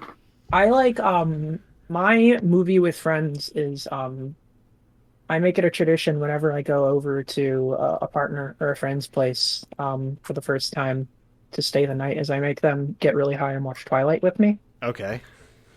And everyone is like, I don't want to watch Twilight. This is gonna fucking suck. And then they realize once they watch it that Twilight is a cinematic masterpiece, parentheses negative. Um, Listen, there's a reason truly, that truly one of the most stunningly, strangely acted movies I have ever seen in my entire life. It is something that must be seen to be believed. First time I saw it, I was way too high off an edible with my mom, who didn't know I was high off an edible, and I was crying laughing. listen, it's not coincidental that like Robert Pattinson and Kristen Stewart have gone to like amazing careers. You know, Oh yeah, absolutely. they're The true they're good true actors. gems.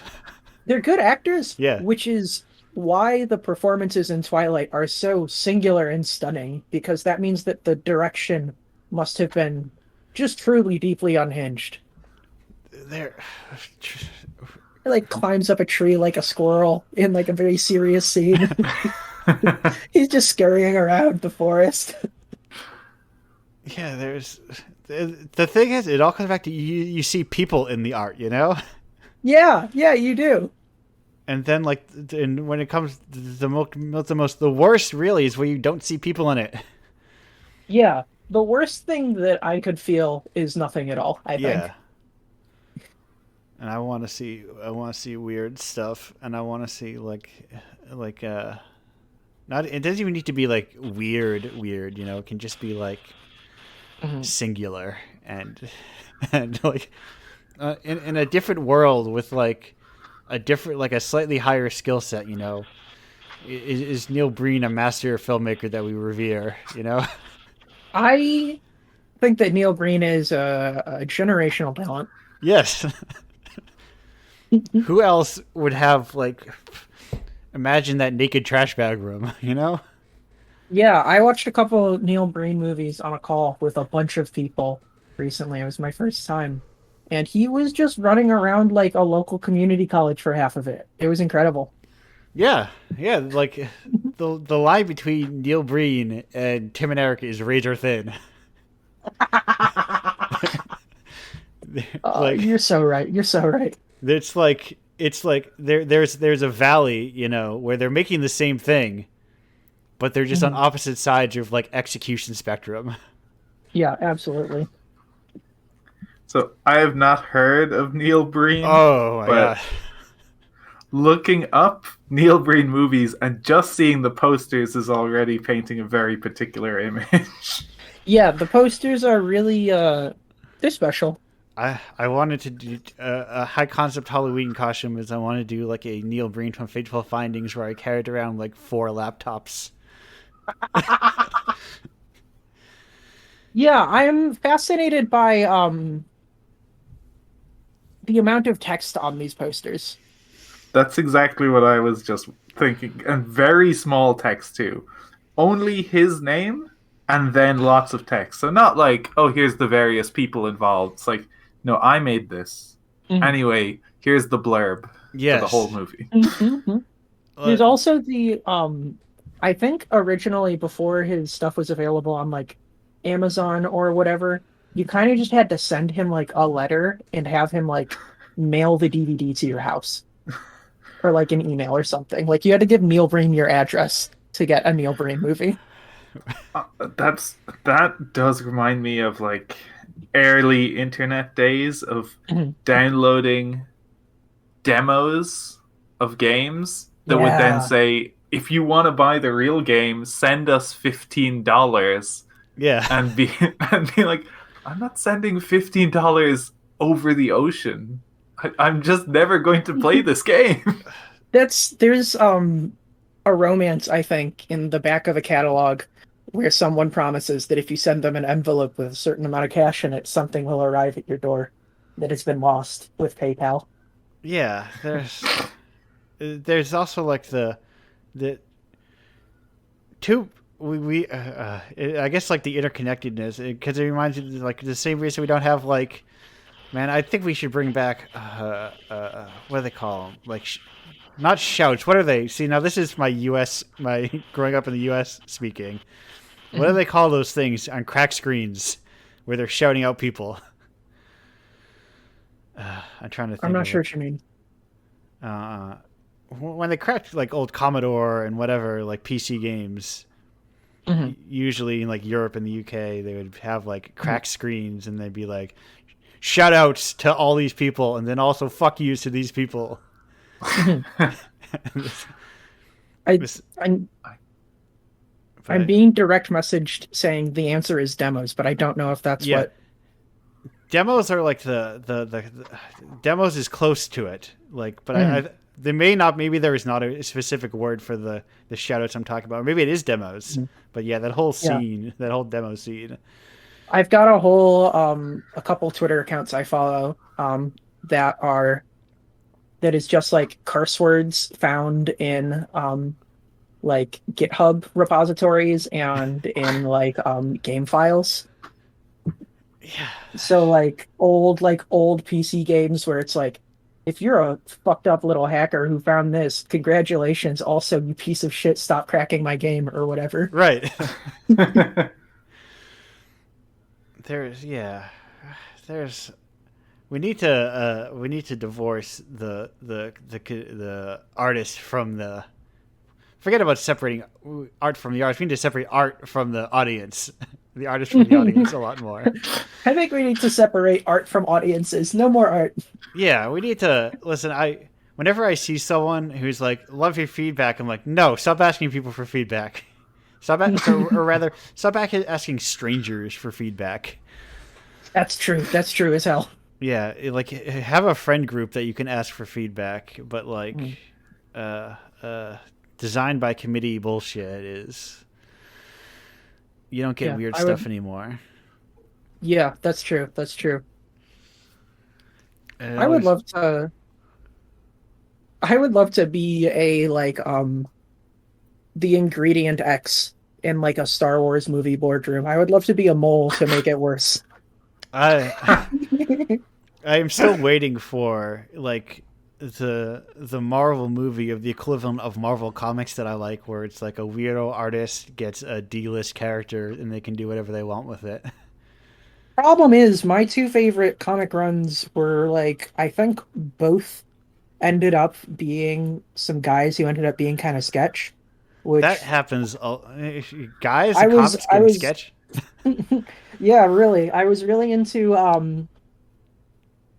2015 Moon Knight and Matt Fraction Hawkeye were my two favorites. Oh no, is Matt Fraction I sketch? don't think it was Matt Fraction. I think someone down the line maybe was sketch, but Okay, that's like third. I would have to ask my comics brother. right, right, and I mean that itself was kind of like they lifted parts of that for their Hawkeye show, as far as I can tell. But Mhm. in the kind of way that they don't pay anyone, but you don't get like, anyway. There's too Yeah. much money involved to be like, hey, let's send Karen Berger to get a bunch of weird British guys to write about DC comic characters that nobody cares about. Yeah. I'm just so sad that the Marvel Moon Knight show ended up being what it was and not like a really stylish Batman Beyond ass cartoon where Moon Knight was all black and white. Yeah, what? Why? At the very least, I liked the idea that someone tried to include the part where he's looking for Dracula and he's asking him where his goddamn money is. At least that shows that somewhere in the hollow halls, those like deep recesses of Marvel, someone wants to have a little fun. Yeah. I heard you guys were talking about this is a total subject change. You were talking Yes, about Umineko, and I'm yes. pleased to announce that I'm starting my Umineko journey. What a fucking Congratulations. it's I What a fucking experience! I installed the mods with voice acting, and I made the Good. old character art. And Yes. the thing that strikes me about it is I like how much Battler sucks and everyone hates him. Yes. It's very good. If you're enjoying that, then you'll like a lot of the rest of it. It's definitely a long endeavor. I made it like a 6 month project to pace myself, Yeah. as like it was 2020 and I was not leaving my house very much. Mm. And after initially trying to get into Final Fantasy 14, I instead said, "What if I played a game that had an ending?" And so I Ooh, started Oh, Echo. that's what I've been congrats doing. on congrats on dodging Final Fantasy 14. Sorry to everyone in the audience who likes Final Fantasy 14, I but like that's Final the video Fantasy game that makes 14. my girlfriend not talk to me. I gave it up. I was like, I gotta stop. It's Yeah. it ticks my boxes of liking to. I I like running dungeons in MMOs. I think it's a fun thing to do. Yeah, definitely. I like running instances. I just think there's a pleasure in being a tank, and Mhm. things like that. So There it's Ideally, was there's a game where you can just get like a Pokemon rental team, but for an MMO character and just right. run dungeons and that's it. That's what I was like. Is there a game where I can just run dungeons, but is also not an MMO that like time gates a bunch of stuff? And Hmm. Hmm. I mean, as far as MMOs, it's like it's better, but that kind of like you don't need to. You can kind of get everything without being like, oh, I had to spend 80,000 years playing this game. Yeah, yeah. yeah. And I like the way they look. I like it's a, anyway. Mhm. Final Fantasy. It's kind of cool sometimes. Gary, do you have any what are your gaming vices? Yeah. Vices. What are Oh. your vices? I've got my competitive games and my endless games. I have thousands of hours in The Binding of Isaac. I mean, Team Fortress 2 definitely was one before Mhm. it fell off. Um, at this point, it's like I do mostly play games that have endings, so it's just a lot of JRPGs, Mhm. Mhm. and including I'm filling in all of my Final Fantasy gaps at this point because I've played every one of them. Well, except the Mhm. MMOs, I've Yeah. played all of them uh, up to 13, and then none of the ones past that. So that's like I need to actually go and play all of these because Right, I right. I can't have 13 out of, I guess, 15, 16. 16. Yeah, I've 16 got to fill the asterisk. whole thing. Yeah. Yeah. I've. But then here's the secret: how long has it been since you played some? Sometimes you need to go back and recontextualize them, and that's the real curse of art. I've found. Like when I played Final Fantasy VI, like for like the third time, I was like, and realized that Kefka is like a weird middle manager, and I was like, oh wait a minute. It like and I start to see this character differently. I was like, oh, he's just kind of like, he's like an overambitious middle manager who kind of sucks. And Or the then other thing that happens with video games where I played Final Fantasy 3 on the DS. So it yeah, was like a remake that was in 3D and it was completely different to the original game. Mhm. Mhm. And I was always just like, oh, that's just a kind of weirdly bland one. And it's like, oh, it's because it's a remake and they just did make it a Final Fantasy game. yeah. Yeah, that happened to me with Fire Emblem Shadow Dragon. What a disappointment of a video game. Um, Don't. it was I don't Fire Emblem. I I I I I love just Fire Emblem, but I just prefer the way the older characters looked. yeah, yeah, no, certainly. I'm not like super up on a lot of the new stuff. My Yeah. my peak for Fire Emblem was Sacred Stones. Right. Fully nostalgia based. Thanks for the ambassador program, Nintendo. There's But just an aesthetic switch that I have not been on board with. oh yeah, absolutely. There has been an incredibly visible aesthetic switch in Fire Emblem, and if that's your vibe, that's cool. I'll keep some of the boys, but other than that, Yeah, they look. There's a couple cool ones, but it's like I prefer, and I played the mobile game sometimes mhm. because I get a lot of good JPEGs that I think look cool. Like, Yeah, I can't let myself download the mobile game yeah. because I'm going to spend money on JPEGs of Colm from Fire Emblem Sacred Stones. Just wait till you learn about all these genealogy of the Holy Wars characters. I'll just Google the JPEGs. I'll Google them and download them. Let me tell you I'm about. right Let me tell you clicking. about. Let me tell you about Eldegon.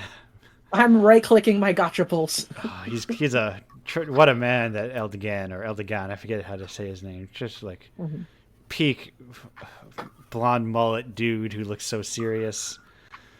I think it's fucked up for video games to make up words and then not tell me how to pronounce them. Yeah, I've gotten better at it now that I've been like going through learning Japanese. I'm like, oh, this is how you say names now, Mhm, mhm. or this is how you I, pronounce them. Now that I have like the correct pronunciation guides, but still translating them into English. But anyway, those those Fire Emblems. They're cool. mhm. What is Gary? What is your? Do you have like a what's your non-Final Fantasy? Your most recent non-Final Fantasy JRPG? Xenogears, actually. I Oh, started playing it, yeah. Ooh. which had this 25th anniversary yesterday. Then I was like, oh, I should finish this, and I am probably not even halfway through. Well, has But it become a visual novel yet? no, Okay, so you're I'm not halfway still through yet. fighting things in mechs. Yeah, That is, I have heard a lot about it being messy in a way that I'm like looking forward to, yeah. because I think at a point, anecdotally, I mean, also it's probably true that just like the budget ran out, and that's why the back half is a lot of visual novel. I love which it when I'm the ready budget for. runs out. Yeah, Yeah, but it is very cool, and it is like very much like it's they're going for something, you know. Mhm. yes, and especially playing it now as opposed to if I had played it at the time. I've like watched a bunch of mecha anime now, so I see the opening cutscene. I'm like, okay, yeah, there's a lot of this makes sense. I don't know Yeah, where it's going yet, but I can. A lot of this fits in the context. Xenogears is a great game for a teen to play. It is. I think of that a lot. I think of like those kind of there's a lot of like very serious and high concept games that are great for teens to play, and I think I agree. Xenogears is one of Mm-hmm. them. Same with like in that Final Fantasy Tactics. I think works in the same way. Mhm. That Yeah. when you're a teen, you don't notice all like the weird translation errors. You're just like, there's these royal families and everyone's backstabbing each other, and And especially when it's like, I've never seen anything do this before. right. What? Right, and then you remember that, like, oh no, of course there are serious stories in games with adults making them. It's always been that way. I hate to be a Nintendo baby here, but I never played very many JRPGs. But my moment of wait, you can do that in Yeah, video games, so clear as day. Super Paper Mario. Uh, at the beginning of the game, they ask you like, "Are you willing to go on this quest?" Yes. And you can say no, and if you do, it game overs you and kicks you back to the title screen, and you gotta watch the opening cutscene again. I love that.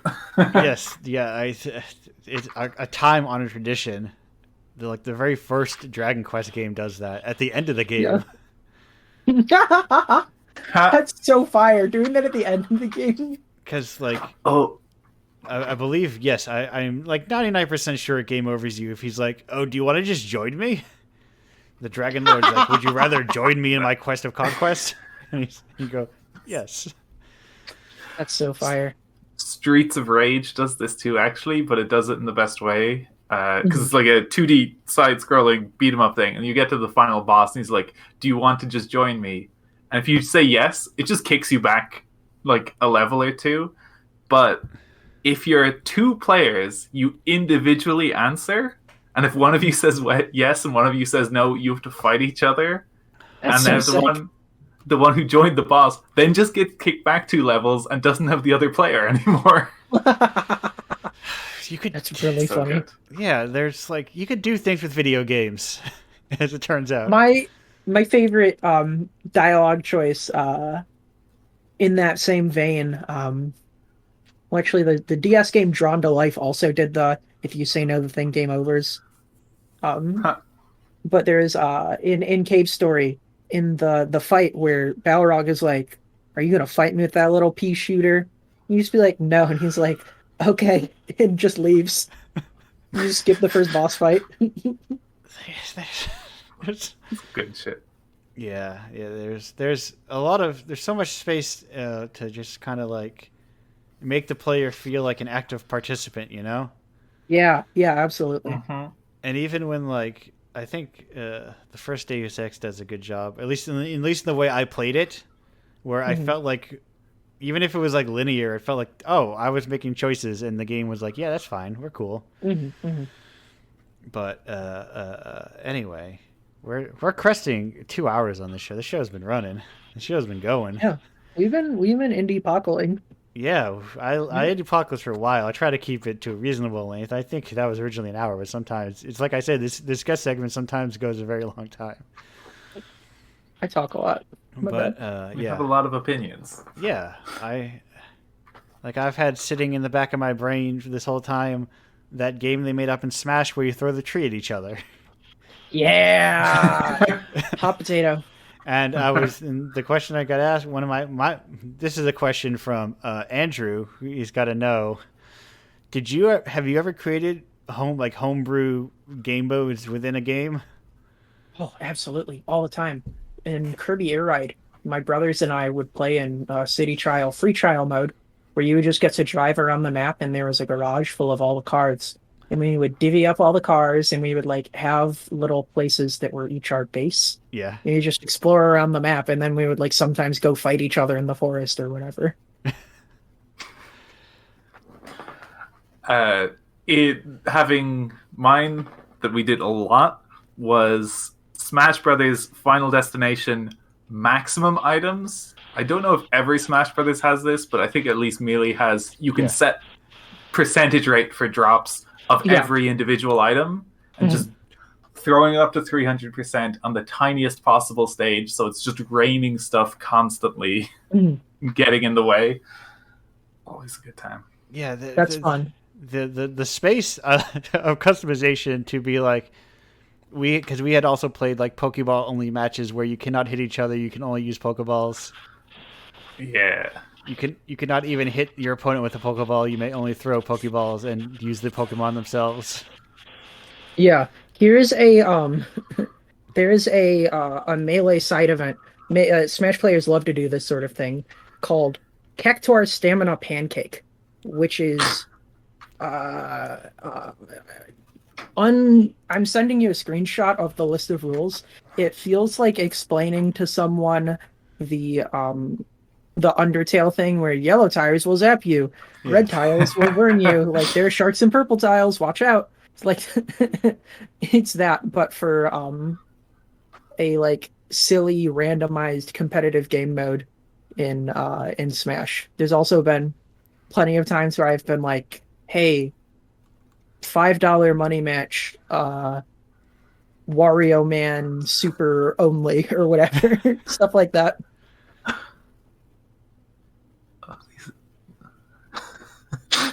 Sorry, I'm just a lot of incredibly detailed and very specific rules about selecting characters, and then this does end with all caps wobbling legal.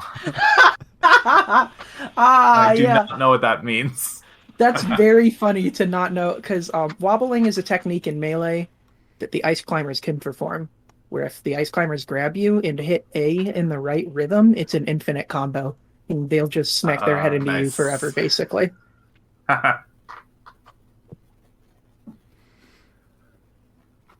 You know.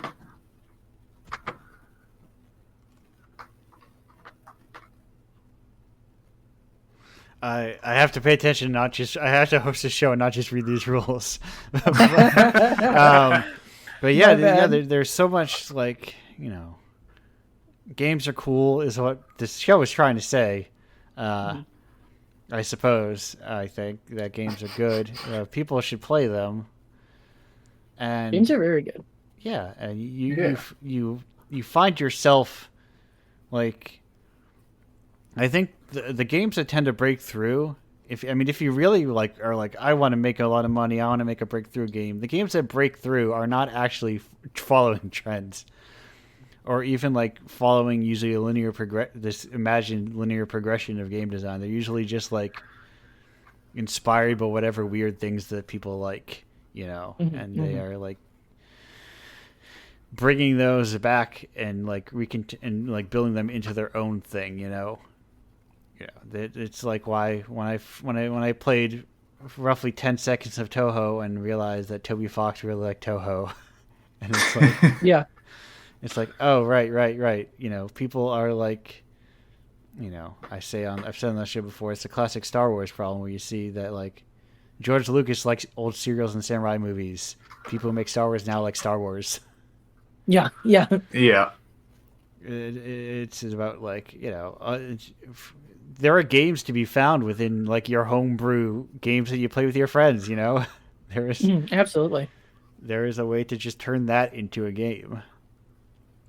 Yeah, 100%. But and I mean, like, shit, those have become games. Like, look at Auto Chess. Right? Yeah. Yeah. I've thought about before a game jam that is like because I have that zip file of every custom map setting StarCraft game, and I thought of a game jam before that is like, hey, find a game in this and make a new video game version of that. That rules. Because like that's where tower defenses came from, I think, largely. That's where MOBAs came from. Just like people, what can we cram into this RTS engine? Yeah. And people crammed a lot. People were cramming. I'm not sure how familiar you two are with StarCraft. Somewhat. Only a little. They had Final Fantasy within StarCraft. What? That's so fire. So, like, I'm going to talk, before I end the show, I want to talk about two StarCraft things I really like, because it's my show and I can talk about StarCraft. So there are Final Fantasy style games where you have you create a party, and you, like, they're in like a little zone that you can't access, and you have like a world map version of your character.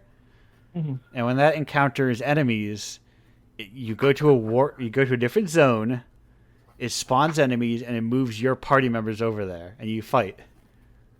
And then so fucking sick. And then when the battle ends, they go back to that little zone. You get your resources or whatever, and then it goes back to your overworlding. And that's in an RTS with no level up mechanics. And it's like people like hacking the game so you can have infinite upgrades and things like that, or not hacking in some cases, but like really screwing around with the editor so you can do a bunch of weird stuff. And there was, and then there were also ones. There were a lot of Dragon Ball Z ones, but there were what I would call series accurate games, where it's like if you're playing the Frieza Saga, Goku is. The person playing Goku is just like sitting in his spaceship training for like 40 minutes. While like the people playing so Krillin are on Namek fighting like the Ginyu Force and stuff like that. And it's like a lot of matches would end because the Krillin people would die and the Goku character would often not do anything because like the other players would lose before they even got to him. And it's such a weird and asynchronous way to play these games, and I don't know, I'm kind of fascinated by that, like this kind of like closed system of game design. Yeah, absolutely. Making things within things is a time-honored tradition that you can't sell as other things, and like it's neat. And again, doing the thing where it's like, okay, how are we supposed to have a world map / random battle system inside of this RTS? Right, and somebody figured it out. And it's hacky. It would be a lot easier to do in RPG Maker, but there's a charm to it. Yeah. But anyway, there's also a charm to these guests in this show, but that charm is going to come to an end, unfortunately. Because I have to actually end this damn show for once in my life. It I've cannot got some go on stuff there. forever. Yep. But I'm like, why? I did one last question check. There are no new questions, but I gotta ask the two of you if there are any kind of any last statements or things that you want to say before we close this show out. No, perfect. Oh, yep. No. Yeah. Don't be sanist. You should embrace the idea that maybe it's okay to be disconnected from reality in certain ways, and embrace the art that comes from that. Walk in the wood. Take more walks in the woods to make games. Yeah. Where Take do more you walks in Yeah. the woods and believe the things that you see instantly. where do you think that Legend of Zelda you love so much came from? Yeah. But that all said, wrapping it up. So it's the end of a podcast. So that what that means. It's time for everyone's favorite part of an end of a podcast. We're plugging. It's the plug-in. It's where people promote their stuff. It's like all these people are talking a bunch of times. Well, they got to get something out of it too. So Faye, where can people find your stuff if they want to find your stuff? I am Love Stargirl, LUVSCARGRL.itch.io. You can find my games there. You can also find my game in the Indiepocalypse bungle. If you want to pay me for it, you can also pay me for it there. But if you pay me for it on the Indiepocalypse, you're also paying other people like Gary here. You can find me on Twitter, twitter.com/nonbulnary, NONBLNARY. And also Love Stargirl on Twitter. I'm dual wielding Twitter accounts. And I think that's it. You can find me in Ohio if you look hard enough. Ohio locals. The Toledo locals. Yes. We're west of the toxic spill, but I have plans in my life to move east of the toxic spill, which is concerning. Yeah. Yeah. Yes. That is unfortunate. You can't really. There's two sides of it, and either side a good side of it. Yeah, pretty much. Yeah. Anyways, that's all my stuff. You also did trick me with that L. I thought, how did you secure non-binary? What a steal. I wish I coulda. It's like if you got to. It's like being fart. I would love to be fart. I would love to be at fart. Gary, your stuff. Hello.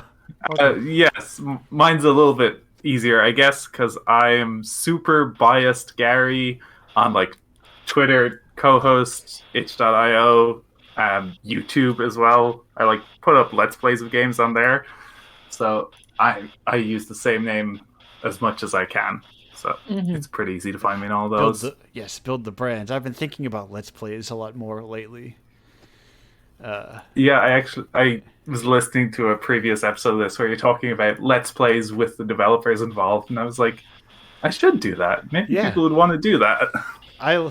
Every so often something will go viral, and it's just like audio commentary from a movie, and I'm like, that was a thing that it's just on DVDs and Blu-rays. You can just get that. Yeah. I love audio. Growing up, I think I watched once the DVDs came out. I think I watched episodes of The Simpsons with audio commentary as much as I watched it without them. It's just like it's a fun thing to just be able to sit down and like listen to the person who made the thing, whether they're talking about it or not. But yeah, I've been thinking more about the idea of games having audio commentary, and I think Let's Plays is the format that makes the most sense to it. Because Valve did that thing. They tried that thing where there's like audio commentary points or whatever in the game, which is neat. Yeah. Yeah. It's kind of like exploring a museum in the game at that point. Right. Exactly. It's a different experience because I think audio commentaries are usually like lower pay less attention to it because sometimes the people doing the commentary are also not paying attention to the screen. Yeah, exactly, yeah. But it's like, oh yeah, I get to hear it, and even if they're just telling stories about something, it's like you understand the person a bit more, and you kind of understand the work a bit more. It's more stream of consciousness too, because it's not like planned out of, oh, we should put in a bit here where we talk about this moment. Yeah. It's just you just sit down, you record it, and Right. whatever you say is what comes out. Right. You get to hear them knock. Oh shit! I knocked over water. Or I got a phone call, or it's instead of like, oh, they're talking about the choices they made for this episode. It's like, no, they're talking about how they met at a party. And he's like, I thought you sucked at first. It turns out you just looked like someone who I thought looked like they sucked, but you're actually cool. But that's the oh right, Indiepocalypse. You can buy it at indiepocalypse.com. Buy it. It's cool. You can pick it up. At the end of the month, or the second week of a month, I check in to see like, hey, do they want to make money? And usually, obviously, the new issue comes out, but sometimes a previous issue will squeak across that line and get like a nice $5 to $7. That's the good shit. And you know what? Yeah. You can buy like a burrito with that money. And listen, a life with more burritos is a life well lived. Absolutely. Thank you for having me. Thanks. Thank you, Yeah. Heng and Gary, both for being here. There's a bunch of other Indiepocalypse stuff, but if you look for like Patreons and radio and submitting your game, it's like indiepocalypse.com/submit radio Patreon. It's all the places you think you'd find it. Yeah.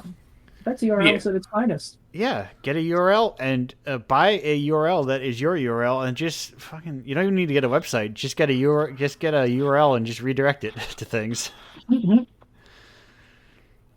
It's just that's it. Goodbye. Thank you for being. Goodbye. Thanks for having me. Goodbye. Thank you for having me too. Thank you for the both vibes. for It was a being lot in of the fun. zine and on the show. My final It was farewell a lot of fun. Very happy to be here. with the ending theme of the aforementioned Cindy Gish. Goodbye. Goodbye.